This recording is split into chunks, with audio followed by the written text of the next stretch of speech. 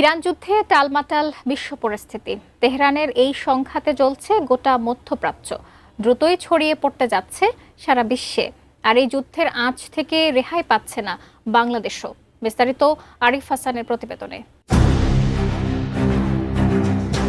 মধ্যপ্রাচ্যে ইরানকে ঘিরে ক্রমবর্ধমান সামরিক উত্তেজনা এখন আর শুধু আঞ্চলিক সংকটে সীমাবদ্ধ নেই। এটি ধীরে ধীরে বৈশ্বিক অর্থনীতি, জ্বালানি সরবরাহ ও ভূরাজনৈতিক ভারসাম্যের উপর বড় প্রভাব ফেলতে শুরু করেছে। যুক্তরাষ্ট্র ও ইসরায়েলের বিরুদ্ধে প্রতিশোধের আগুনে জ্বলে উঠেছে তেহরান। গোটা মধ্যপ্রাচ্যকে যুদ্ধের মুখোমুখি দাঁড় করিয়েছে দেশটি। ইতিমধ্যে মধ্যপ্রাচ্যের অধিকাংশ দেশের মার্কিন ঘাঁটিতে হামলা চালাচ্ছে তারা। আর এতে হামলার শিকার হচ্ছে সেসব দেশের জ্বালানি স্থাপনা সহ বিভিন্ন জায়গা।